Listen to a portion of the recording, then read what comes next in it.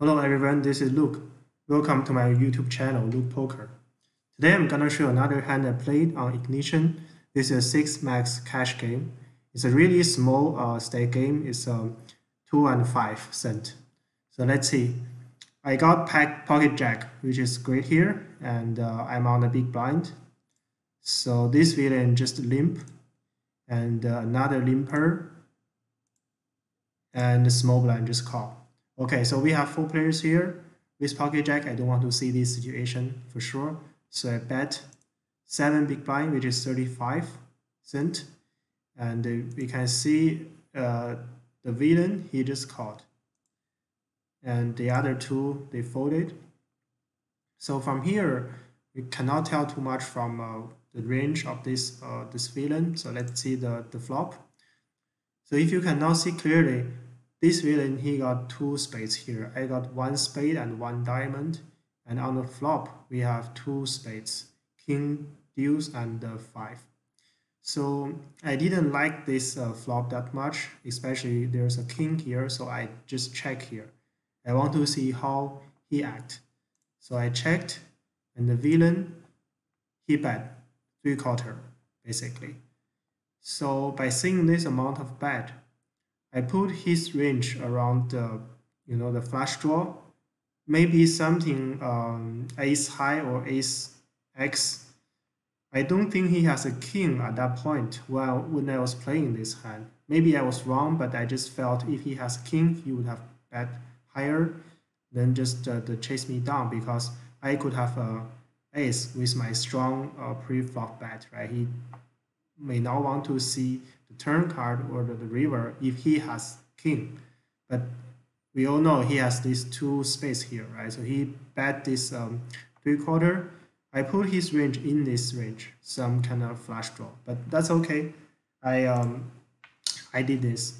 So I bet 250, 247 basically. The reason I'm doing this is with a pocket jack, and I put his range in the flush draw, right? So if I bet too small, he can just call with a very good odds, and he can see the free turn card and then river later maybe, right? If I just I mean, obviously with a pocket jack, there's no fold here.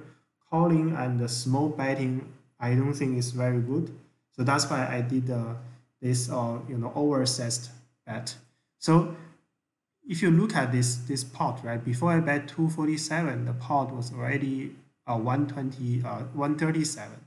So 247 is like less than double, almost double. I felt that was the pretty good range that I can,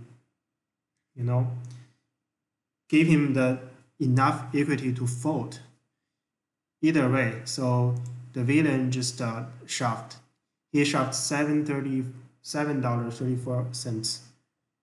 I mean, after I bet 247. So at this point, he put me in a really bad situation. I realized he might slow play the king, or he might have a flush draw with ace, because this type of strong shove, it's a strong indicator of a very good hand, right? And also, he shoved this one.